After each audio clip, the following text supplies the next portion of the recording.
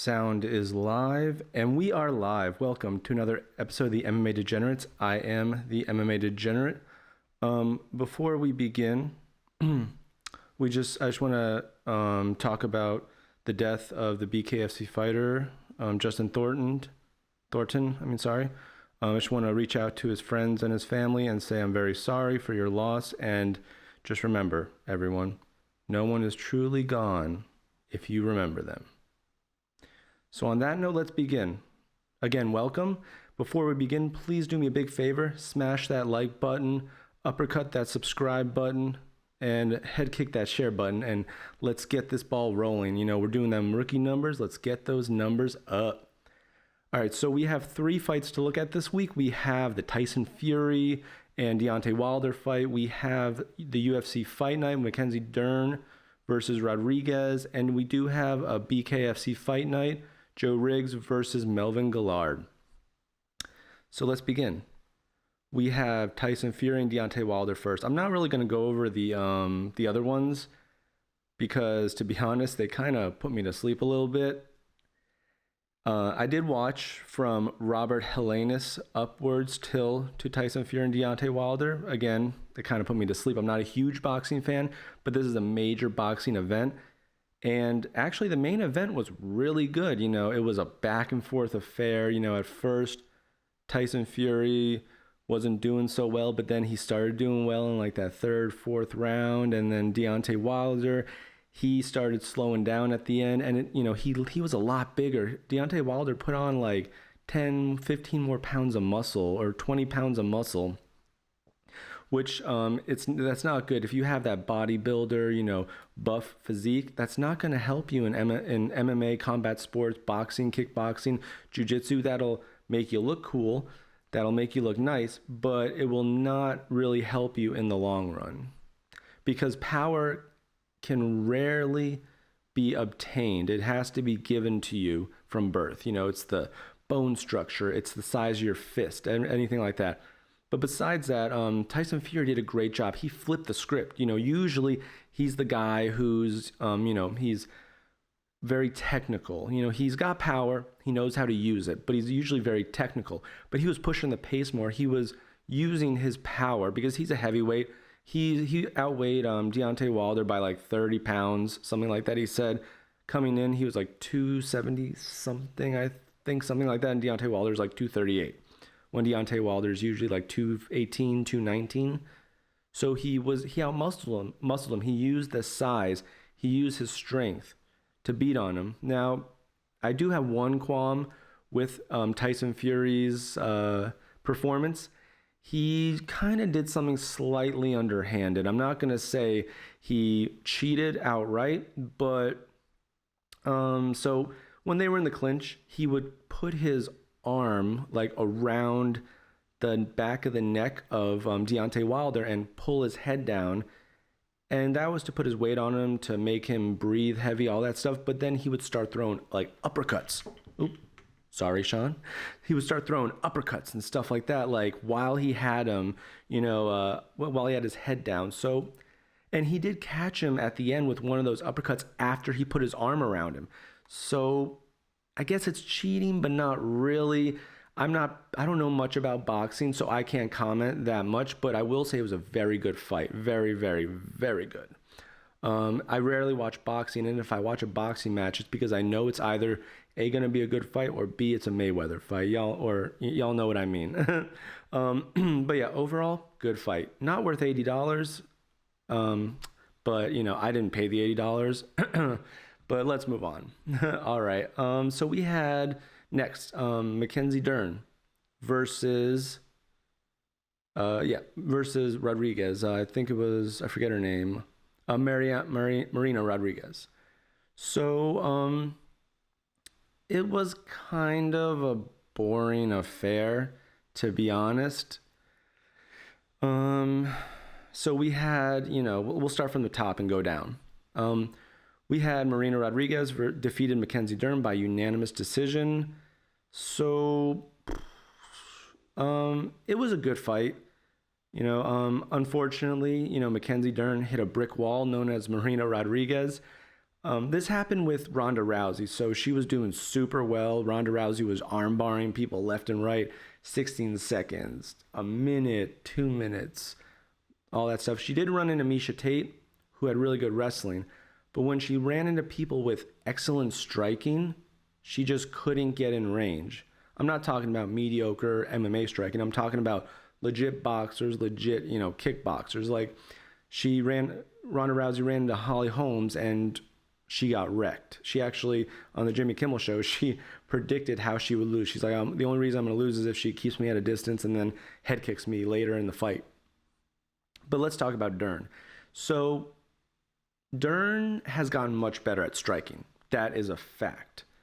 Way better than before. But Marina was able to use her length. She was able to use the kicks, the punches, and her movement to get out of there. Mackenzie Dern at first was throwing, like for the first 2 rounds, she was throwing for the first round. I mean, she was throwing 1 or 2 strikes. The second round, she did way better. But then by the third round, Marina got her timing because Marina is an excellent striker. It only takes her a round or 2 to get that timing down, and she's got your number. She decimated Amanda Ribas, who is an excellent striker and grappler in her own right. But once Marina gets your number, you're done. You're totally done. So Mackenzie needs to take a step back. She needs to take 6 months off, go to Thailand for a few months, to Phuket, where there's a lot of gyms that cater to MMA fighters who want to expand their striking horizons. Go to Freddie Roach at Wildcard in Las Vegas for a few months. She got the Fight of the Night bonus. So there's your vacation money right there. I mean, I know she has a daughter and all, and they cost a lot of money. I know I did as I was a kid, but yeah, she needs to take some time off. Don't even accept a fight for 6 months. Go tell them, I'm taking 6 months off. Don't ask me for any fights or nothing. But after 6 months, start offering me something. And Marina, she did excellent. The striking was on point. She was, circling, using the length, using the kicks, using everything. And Mackenzie just, even when she was throwing more than 1 or 2 shots, she was just bum rushing her. She wasn't like cutting angles. She wasn't using leg kicks. She threatened the takedown, but she doesn't have the wrestling pedigree to really threaten it because Marina's striking was able to stifle any offense. There was like in round 3 or round 4, she was able to get Marina down. Like she flipped her over and got her in mount in the last 30 seconds. I think that was in round 4, but she didn't, if she would have got that from the beginning, Marina would have been screwed. She probably would have been submitted, but it happened in the last 30 seconds. But overall, it was a pretty good fight. I don't think it should have won Fight of the Night, to be honest. But I do think the next fight, Randy Brown versus Jared Gooden, that deserved Fight of the Night. And I don't think they got Fight of the Night because Jared missed weight. So, I mean, maybe they should have just given, like, Randy a Performance of the Night bonus because he did a great job. His striking was on point, and the first kick he threw, he totally dislocated or broke his big toe. And he was still walking around, kicking with it, moving with it. He looked a little slower than normal because Randy Brown is a great striker. He's tall, long, and lanky, as Josh Thompson would say, if you're a fan of the Weighing In podcast. But he did an excellent job. He kept Jared Gooden, at a distance. Jared was never able to get off. The range was definitely a factor. It's the same fight with the main event. The fighter used the range and was able to stifle any offense. And he did a phenomenal job. I'm a big fan of Randy Brown. I've seen him fight before. I was happy to see him on his card. And I'm happy that he was able to get out a win. All right, so next we have, my girl, Maria Agapova versus Sabina Mazo. All right. So I really like this fight for Maria. She really showed patience. Her first 2 fights, she came like a bat out of hell, beating the living crap out of her opponents. And that's what got a lot of people to like her. That's what got her to get noticed. But after that first fight, she ran into a brick wall. She was able to beat up the girl for the first round very thoroughly, 10-8 for sure, possibly 10-7.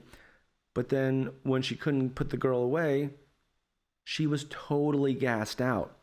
So I think, she went to a new gym. I think she was at Top Team or one of the other gyms. She went to this new gym, which is Roger Crawl's gym. It's called American Combat Academy or something like that. It's like the ATT and Sunrise, or they're called the Wolf Pack, something like that. But it's like an offshoot, of the bigger gyms. And, those smaller gyms can give you more personalized training. I'm sure at ATT or wherever she was, it was one, or Sanford, it was one of those big gyms in South Florida. There's like 30, 40, I bet, fighters in the pro and amateur, fight teams. So if you're not a champion, you're not getting one-on-one care. Maybe you might get some during your fight camp. Maybe for on and off, they'll be like, okay, I'm working just with you today. But normally, you don't get that, what's it called? You don't get that one-on-one care. And, her coaches had a great game plan. She used her counter striking very well. It's very hard to be able to hit people while you're moving back and you're moving side to side. And Maria did a great job doing that. It was the range. Mazo has long arms too, but she couldn't get anything off. She didn't even start trying to go for takedowns until the end of the second round. She should have been immediately, because Agapova is more of a striker. If you're not going to go for takedowns, feint the takedown. Feint it a few times and then come up top. And another thing, speaking of feints, I did not see any feints from Sabina. So she really, Sabina needs to go back, think about what she needs to do. She needs to work on the feints, work on integrating more striking techniques like more kicks and takedowns and stuff like that into her repertoire, because she might just be a striker. But even if you feint the takedown, especially someone like Maria, she's going to be thinking, oh, wait, I need to keep an eye on that because she's going to be a little more gun shy. But, I digress. I'm not a fighter. I can't, say, oh, they need to do this, they need to do that. But that's just my honest opinion. All right. Overall, it was one of the best fights of the card, I think, besides the Randy Brown fight. So next one's Chris Gutierrez versus Felipe Colares. I was kind of in and out for this fight, but I saw it was back and forth. It was a split decision, highly contested. It was one of those where you flip a coin, you're like, yeah, that guy won. So yeah. All right, so let's get to the prelims. Now the prelims is where it shined. I'm gonna go one by one for these prelims because these were amazing prelims. Except for the Damon Jackson fight was still pretty good. All right, so Alexander Romanov versus Jared Vanderaa. So this was a great fight. Alexander Romanov is a big Russian, or no, Moldovan bear, just bulldozing through the strikes to get to him. And I would be careful if I was doing that in the heavyweight division, because Jared Vanderaa, he's not like the best striker in the world, but if you come across like a good striker, I'm sure he has already, but if you come across a good striker that gets your number, you're screwed, buddy. But it was a good fight. He kept bulldozing into him, trying to take him down. Finally, in the second round, towards the end, he got him down, and he just started elbowing and punching the crap out of him. And he did a good job. Like, he has great top control. He's like, he's not super buff, or he doesn't look like he's a super big guy, but he's just got that, he like when he's on top of you, he's like a wet blanket. It's so hard to get off. It's like a boulder on top of you. So he did a very good job. He has great ground control.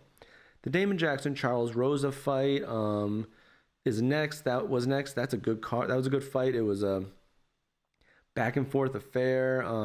Damon Jackson put it on Charles Rosa, but Charles Rosa was fighting it through every step of the way. Charles Rosa is a warrior, and he'll go down on his shield, and he did a good job trying to get him out of there, but it just didn't happen.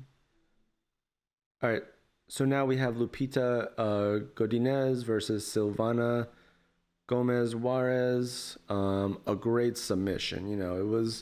We didn't see much from Lupita, but Lupita did a great job. she like had her back, and then she got flipped over by Silvana, but Silvana, oh no, she had her back, and then Silvana like had the double wrist lock and was trying to turn, but she turned to the wrong side. She turned to the side where Lupita could just shift her hips over and throw her legs over and grab the belly down armbar, and she did. She did a fantastic job, and immediately, right when she transitioned to that armbar, Silvana just immediately tapped, because a belly down armbar, when you're putting all your weight on it, can snap in seconds. So good job. And the opener was an amazing fight. Steve Garcia versus Charles Ontiveros.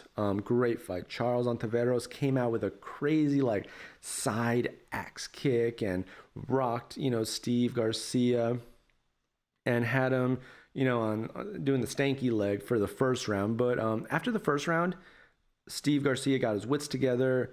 He was able to bulldoze through the strikes, hurt Charles and take him down, and just beat him down with punches and elbows till the ref pulled him off. Great fight in general. So the prelims really stole the show. I was very impressed with the prelims. Unfortunately, in the back of my head, I don't know if I jinxed it or anything, but in the back of my head, I was saying, well, if the prelims are good, then that means the main card's not going to be that good. And unfortunately, I was correct. There were some good fights in the main card. The Maria Agapova fight, the Randy Brown, Jared Gooden fight, the Matthias Nicole fight was kind of Snoozeville versus Tim Elliott, and the Marina Rodriguez fight, it was like mediocre. Like, so like the main card was like a 3, while the prelims were like a 5 out of 5, All right. So, so like I said, Marina and Mackenzie won fight of the night, which I think it should have went to Randy Brown. I think they didn't do it because Jared Gooden missed weight, but I think what they should have done is given Randy Brown a performance of the night bonus, and given Marina a performance of the night bonus. Just give them both performance of the night bonuses, because they both fought very well, because Marina did beat a top 5 competitor. I know she's ranked number 6 herself, but still, Mackenzie Dern was on her way up. If Mackenzie Dern won that fight, she would have been fighting for a title next. Guaranteed. Guaranteed she would have fought the winner of Weili Zhang versus what's her name? Rose Namajunas, sorry. Thug Rose. Guaranteed. But I digress. So yeah. All right, so we had BKFC. Now, I'm not going to go through many of these. What I am going to say about this card is, damn, BKFC, you're fucking killing it. I don't usually curse a lot on this podcast, but damn, you're just killing it with these fights. Every single fight was a finish. I know someone just died, and we're going to actually talk about this in a news on the news segment of this, because I'll talk about the importance of it. But every single time I watch a BKFC fight, or 99% of the time, they're all finishes. Everyone did great. The ones that stood out to me probably was here, the Berchier Villasenor was a good one. Oh, this one, yeah, the Atkinson Watson fight. Watson lost, and he got hit so hard he just went face down in the canvas, like face down, ass up. Like, it was bad. And actually, the main event, Joe Riggs versus Melvin Guillard, same thing. First round, within the first minute, Melvin Guillard was face down, ass up. He went through the ring, or the circle, whatever, but through the ropes of the circle. Yeah, it was a bad knockout. And we'll talk more about the effects of, BKF, of bare knuckle and stuff in the news, because there is some news about that. But yeah. So that's it for the fight cards for this weekend. I have to say, a nice night of fights. I was very pleasantly surprised of this weekend. All right, so let's look at the rankings. So the only thing we have to look at for the rankings is Yeah, the Tim Elliott fight and the Mackenzie Dern fight, because those were the only ranked people. The rest of them, the rest of the fighters, if they've been on a win streak, they should fight top 15 opponents. They're probably going to try to give Maria one more fight because they want to see if this was just a fluke, or maybe they want her to build her confidence back up, because she's a very marketable fighter. She's fun, she's intense, she's covered in tattoos. She's like she's pretty. She's got everything you need. So let's see what we got here. All right, so first is the flyweights. Let's do the flyweights since the men come up first, I believe. Oh, it's up here, yeah. Okay, so Matthias was number 11 and Tim Elliott was number 9. So Matthias is going to get up to that number 9 slot, and I'd be okay with David Dvorak or Matt Schnell. I think Matt Schnell is fighting someone, but I'm always, a big proponent of fight someone right above you or right below you. No more. Right above you or right below you. That's it for me. So let's look at the Mackenzie Dern situation. Well, not situation, but yeah. Okay, so Mackenzie Dern was... Oh, no, it's strawweights, yeah.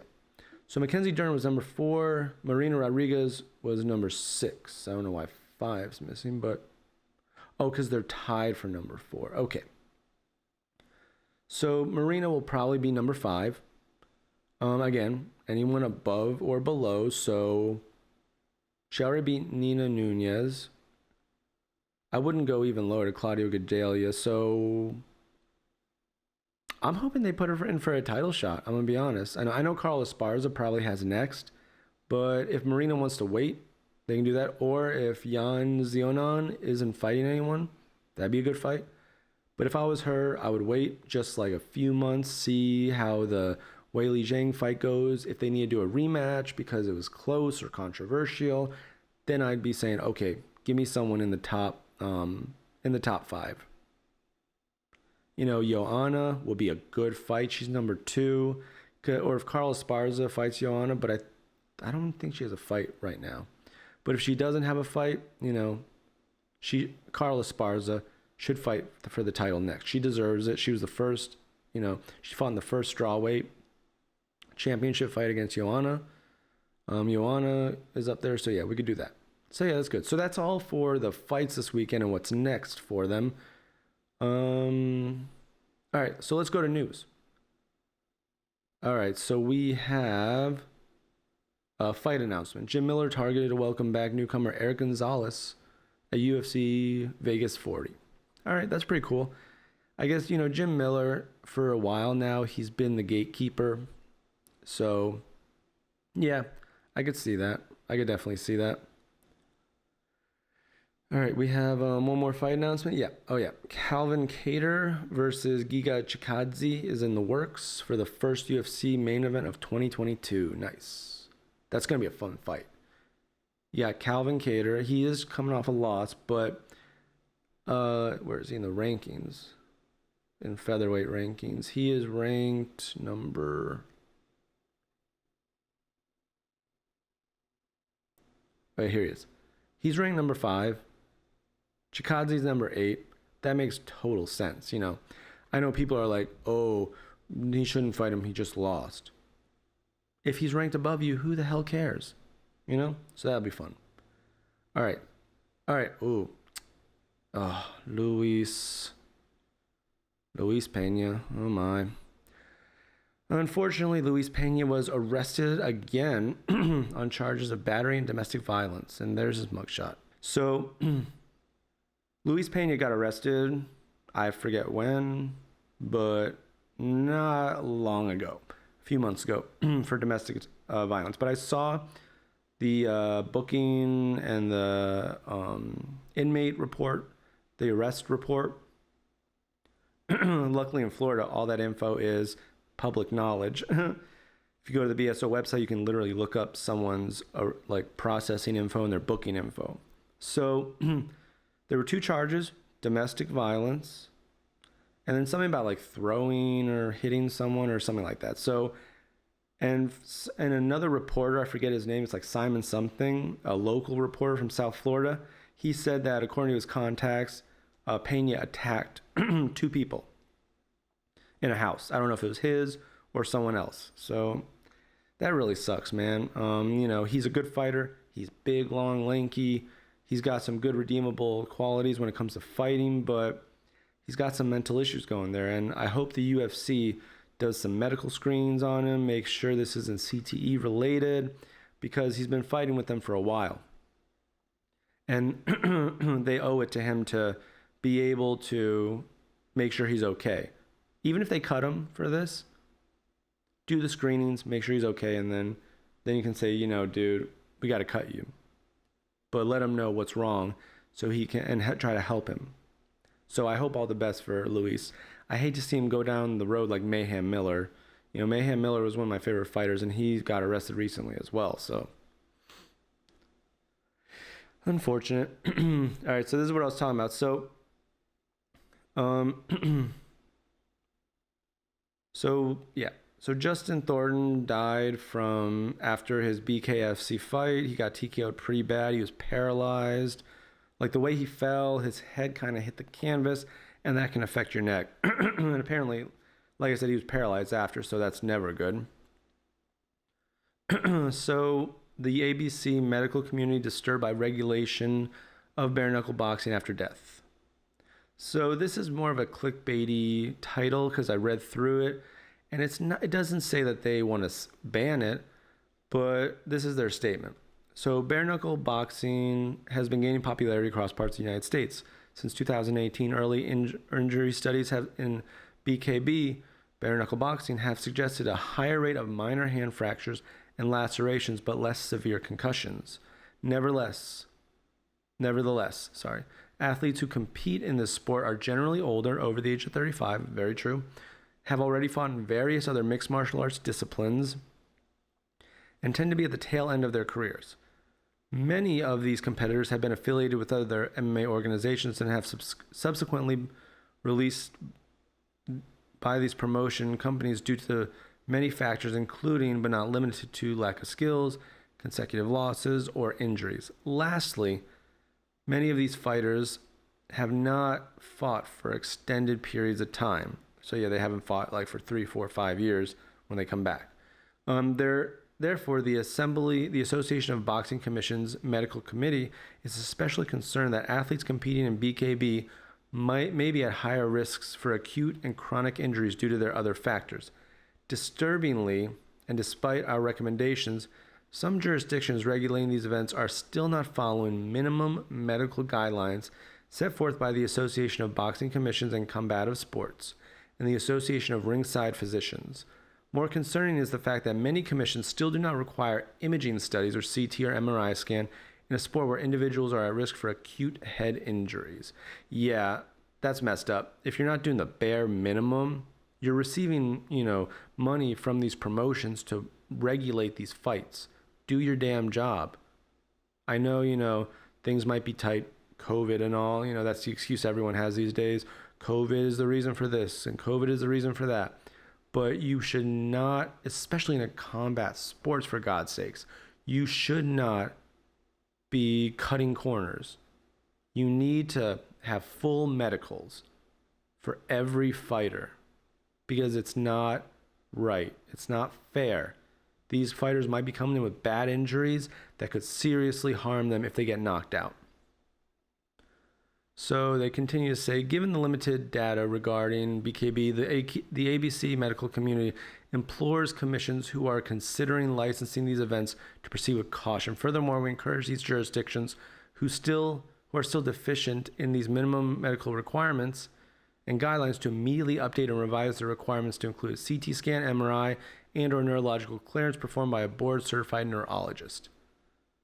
And they just talk about Justin and regarding the injuries and stuff. So yeah, it's a new sport. In 10 years, we're going to know the negative effects, or the long-term, negative effects. Excuse me for the burp. All right. Kevin Holland uses Khabib scarf hold to subdue alleged car thief after a wild chase. So he was on the MMA Hour with Ariel Hawani. He said, I didn't really stop him because he got the car and the car was wrecked. We caught up to him. We were driving through the neighborhood. I was driving down the street. Some guy came zooming out of the parking lot. Some guy was running behind him like, hey, yo, he stole my car. I was like, I got a quarantine for a week. I don't want to get to finish my, so I didn't get to finish my fight. So let's have a little bit of fun. So I busted a Yui, started going after the guy. He turns close to the same street that my coach is on. So I'm driving down the street. I'm on my phone with my mom, and my mom's like, it's probably a repo. I'm like, Mom, if you see this car, you can tell it's no repo. And I'm like, I'm going to hang up and call the cops. So instead of calling the cops, I call my coach. And I'm like, hey, this guy's driving through your neighborhood. He just stole a car. We should cut him off and we can catch him. And he's like, all right, bet. So they caught the car thief. He swerved after swerving into a tree, nearly hitting a house. But he had to return when the suspect drove off. And so I hopped back in my car. I got to chase them. We got to following them. The suspect hit the tree. Boom. Hits a little trailer that's going to be pulled by some lawn equipment and stuff on the back of it. So that totals the car. Once he totals the car, I pull up behind him, so the guy runs out. He starts going behind instead of going forward, and he was going forward at first, and then he turns around. And I pull up, got my coffee mug, so I'm like, I'm going to be prepared.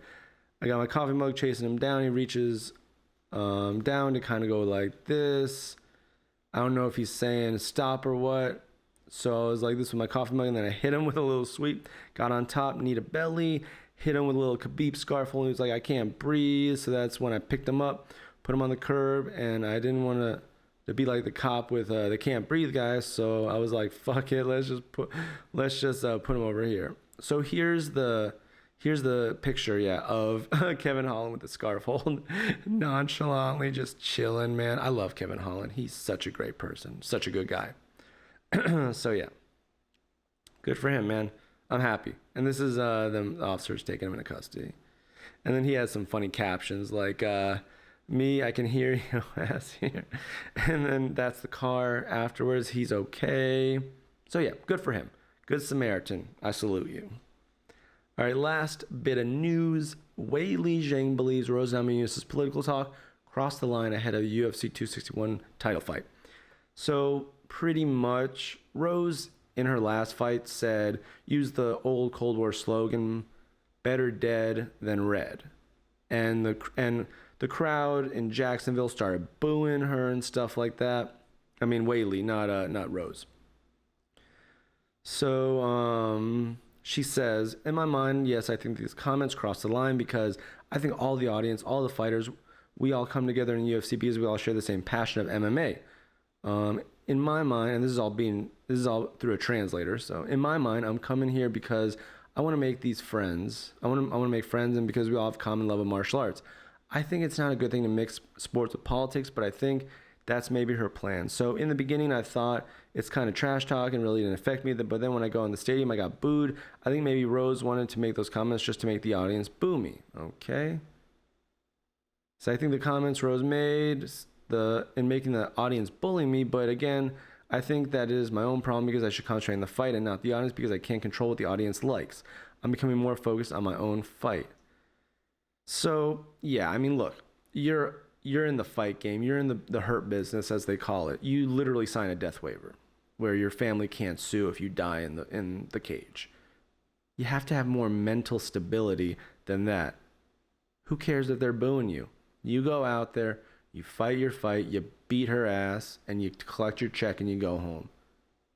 That's the biggest thing. A lot of fighters have that mental block. They have that mental crutch. Some of them are just not good mentally, and that's half the reason probably why they became fighters, to be more confident in themselves.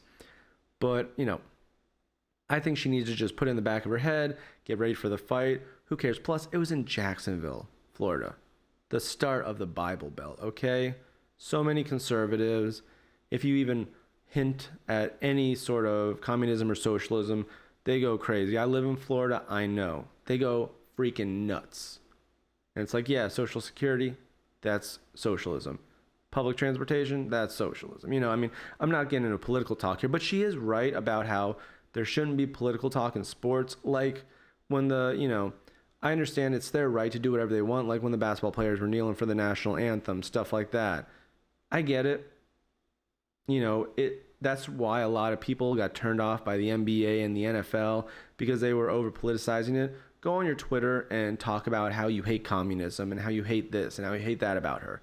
That's fine. But, she's at the weigh-in screaming better dead than red and all that stuff. It's like, relax, okay? But yeah, anyways, that's all for news. So we have 2 fights next week.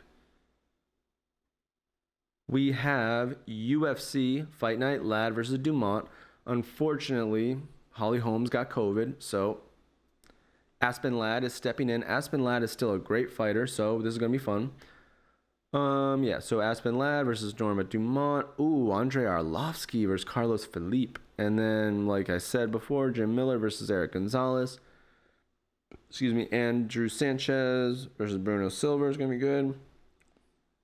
Ooh, Julian Marquez, the Cuban Missile Crisis is back. Hopefully he'll get a tattoo on his face saying, be my wife Miley Cyrus or something. But no, it'll be a fun fight. He's a good fighter. He brings it. He's going to beat someone's ass. I know Danny Roberts. He's pretty good. Sajara Eubanks is okay. I've seen her fight, mostly getting her butt kicked. But yeah, the Andrei Arlovsky fight I'm looking forward to the most. That's going to be a fun fight. With Arlovsky, normally he either goes out on a shield or he messes the dude up. We have a big one, a big Bellator, 268, Nemkov versus Angelikas. And you're probably like, who the hell is Julius Angelikas? I don't know either, but he's fighting Nemkov, who is the Bellator champion. And Ryan Bader's fighting Corey Anderson. These 2 fights are for the semifinals of the Grand Prix. So whoever wins the Nemkov Angelikas fight, whoever will fight the winner of the Bader and Anderson fight. So Nemkov is an amazing fighter. Great wrestling, great striking, good all over. And then Ryan Bader is a freaking beast. And Corey Anderson is a lot more cerebral than before. So we'll see how that goes. I'm hoping Bader will get him out of there quickly. We have Benson Henderson fighting Brent Primus. That's going to be a fun fight. Benson's always good. Henry Corrales, who I've seen fight before, is fighting some guy I've never heard, Vladislav Paruchenko. So yeah, good next week of fights. I'm looking forward to that. So thank you so much for watching this episode of the MMA Degenerates. Please, again, smash that like button, hit that subscribe button, uppercut that share button, and let's get these numbers up. We're doing rookie numbers. Let's pump these numbers up. Stay safe, everyone.